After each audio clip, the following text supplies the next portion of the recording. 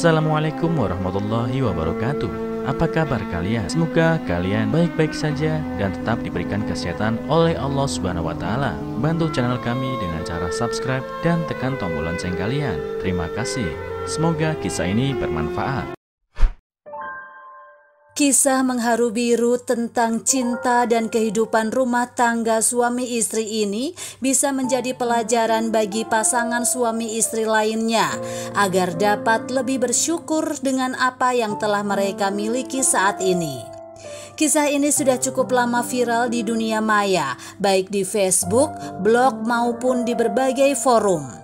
Tidak diketahui apakah cerita ini adalah kisah nyata atau hanya fiktif dan siapa yang menulisnya. Namun terlepas dari itu semua, semoga dari kisah ini kita bisa mengambil hikmah yang terkandung di dalamnya. Berikut kisah selengkapnya. Aku membencinya. Itulah yang selalu kubisikkan dalam hatiku hampir sepanjang kebersamaan kami. Meskipun menikahinya, aku tak pernah benar-benar menyerahkan hatiku padanya. Menikah karena paksaan orang tua membuatku membenci suamiku sendiri. Walaupun menikah terpaksa, aku tak pernah menunjukkan sikap benciku. Meskipun membencinya, setiap hari aku melayaninya sebagaimana tugas istri. Aku terpaksa melakukan semuanya karena aku tak punya pegangan lain. Beberapa kali muncul keinginan meninggalkannya, tapi aku tak punya kemampuan finansial dan dukungan siapapun. Kedua orang tuaku sangat menyayangi suamiku karena menurut mereka suamiku adalah sosok suami sempurna untuk putri satu-satunya mereka. Ketika menikah, aku menjadi istri yang teramat manja. Kulakukan segala hal sesuka hatiku. Suamiku juga memanjakanku sedemikian rupa. Aku tak pernah benar-benar menjalani tugasku sebagai seorang istri. Aku selalu bergantung padanya karena aku menganggap hal itu sudah seharusnya setelah apa yang dia lakukan padaku. Aku telah menyerahkan hidupku padanya sehingga tugasnya lah membuatku bahagia dengan menuruti semua keinginanku. Di rumah kami, akulah ratunya. Tak ada seorang pun yang berani melawan. Jika ada sedikit saja masalah, aku selalu menyalahkan suamiku. Aku tak suka handuknya yang basah yang diletakkan di tempat tidur. Aku sebal melihat dia meletakkan sendok sisa mangkok susu di atas meja dan meninggalkan bekas lengket. Dan aku benci ketika dia memakai komputerku meskipun hanya untuk menyelesaikan pekerjaannya. Aku marah kalau dia menggantung bajunya di kapstok bajuku. Aku juga marah kalau dia memakai pasta gigi tanpa memencetnya dengan rapi. Aku marah kalau dia menghubungiku hingga berkali-kali ketika aku sedang bersenang-senang dengan teman-temanku. Tadinya aku memilih untuk tidak punya anak. Meskipun tidak bekerja, tapi aku tak mau mengurus anak. Awalnya dia mendukung dan aku pun ber-KB dengan pil. Tapi rupanya dia menyembunyikan keinginannya begitu dalam sampai suatu hari aku lupa minum pil KB dan meskipun dia tahu, dia membiarkannya. Aku pun hamil dan baru menyadarinya setelah lebih dari 4 bulan. Dokter pun menolak menggugurkannya. Itulah kemarahanku terbesar padanya. Kemarahan semakin bertambah ketika aku mengandung sepasang anak kembar dan harus mengalami kelahiran yang sulit. Aku memaksanya melakukan tindakan vasektomi agar aku tidak hamil lagi. Dengan patuh dia melakukan semua keinginanku karena aku mengancam akan meninggalkannya bersama kedua anak kami. Waktu berlalu hingga anak-anak tak terasa berulang tahun yang ke-8. Seperti pagi-pagi sebelumnya aku bangun paling akhir. Suami dan anak-anak sudah menungguku di meja makan. Seperti biasa, dialah yang menyediakan sarapan pagi dan mengantar anak-anak ke sekolah. Hari itu dia mengingatkan kalau hari itu ada peringatan ulang tahun ibuku. Aku hanya menjawab dengan anggukan tanpa memedulikan kata-katanya yang mengingatkan peristiwa tahun sebelumnya. Saat itu aku memilih ke mall dan tidak hadir di acara ibu. Ya, karena merasa terjebak dengan perkawinanku, aku juga membenci kedua orang tuaku. Sebelum ke kantor biasanya suamiku mencium pipiku saja dan diikuti oleh anak-anak. Tetapi hari itu dia juga memelukku sehingga anak-anak menggoda ayahnya dengan ribut. Aku berusaha mengelak dan melepaskan pelukannya. Meskipun akhirnya ikut tersenyum bersama anak-anak, dia kembali mencium hingga beberapa kali di depan pintu seakan-akan berat untuk pergi. Ketika mereka pergi, aku pun memutuskan untuk ke salon. Menghabiskan waktu ke salon adalah hobiku.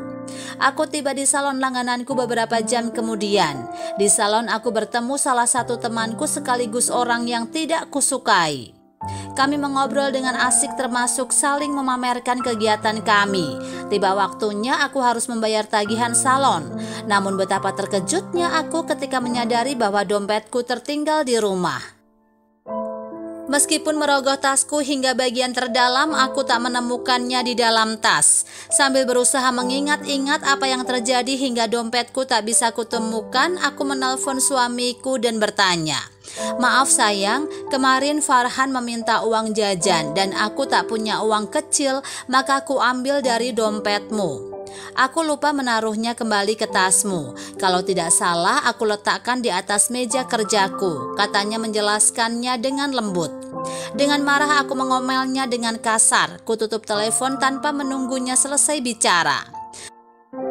Tak lama kemudian handphoneku kembali berbunyi dan meski masih kesal, aku pun mengangkatnya dengan setengah membentak. "Apalagi? Sayang, aku pulang sekarang. Aku akan ambil dompet dan mengantarnya padamu." "Sayang, sekarang ada di mana?" tanya suamiku cepat. Khawatir aku menutup teleponnya kembali. Aku menyebut nama salonku dan tanpa menunggu jawabannya lagi, aku kembali menutup telepon. Aku berbicara dengan kasir dan mengatakan bahwa suamiku akan datang membayar tagihanku. Si empunya salon yang sahabatku sebenarnya sudah membolehkanku pergi dan mengatakan aku bisa membayarnya nanti kalau aku kembali lagi. Tapi rasa malu karena musuhku juga ikut mendengarku ketinggalan dompet membuatku gengsi untuk berhutang dulu. Hujan turun ketika aku melihat keluar dan berharap mobil suamiku segera sampai. Menit berlalu menjadi jam. Aku semakin tidak sabar sehingga mulai menghubungi handphone suamiku. Tak ada jawaban meskipun sudah berkali-kali ku telepon. Padahal biasanya hanya 2 kali berdering teleponku sudah langsung diangkatnya. Aku mulai merasa tidak enak dan marah. Teleponku diangkat setelah beberapa kali mencoba. Ketika suara bentakanku belum lagi keluar, terdengar suara asing menjawab telepon suamiku. Aku terdiam beberapa saat sebelum suara lelaki asing itu memperkenalkan diri. "Selamat siang Ibu, apakah Ibu istri dari Bapak Armandi?" Ku jawab pertanyaan itu segera. Lelaki asing itu ternyata seorang polisi. Dia memberitahu bahwa suamiku mengalami kecelakaan dan saat ini dia sedang dibawa ke rumah sakit kepolisian. Saat itu aku hanya terdiam dan hanya menjawab terima kasih. Ketika telepon ditutup, aku berjongkok dengan bingung. Tanganku menggenggam erat handphone yang kupegang dan beberapa pegawai salon mendekatiku dengan sikap bertanya ada apa hingga wajahku menjadi pucat seputih kapas. Entah bagaimana akhirnya aku sampai di rumah sakit. Entah bagaimana juga tahu-tahu seluruh keluarga hadir di sana menyusulku. Aku yang hanya diam 1000 bahasa menunggu suamiku di depan ruang gawat darurat. Aku tak tahu harus melakukan apa karena selama ini dialah yang melakukan segalanya untukku. Ketika akhirnya setelah menunggu beberapa jam, tepat ketika kumandang azan maghrib terdengar seorang dokter keluar dan menyampaikan berita itu. Suamiku telah tiada. Dia pergi bukan karena kecelakaan itu sendiri. Serangan stroke-lah yang menyebabkan kematiannya. Selesai mendengar kenyataan itu, aku malah sibuk menguatkan kedua orang tuaku dan orang tuanya yang syok. Sama sekali tak ada air mata setetes pun keluar dari kedua mataku. Aku sibuk menenangkan ayah, ibu, dan mertuaku. Anak-anak yang terpukul memelukku dengan erat, tetapi kesedihan mereka sama sekali tak mampu membuatku menangis. Ketika jenazah dibawa ke rumah dan aku duduk di hadapannya, aku termangu menatap wajah itu. Kusadari baru kali inilah aku benar-benar menatap wajahnya yang tampak tertidur pulas. Kudekati wajahnya dan kupegangi dengan seksama. Saat itulah dadaku menjadi sesak teringat apa yang telah dia berikan padaku selama 10 tahun kebersamaan kami.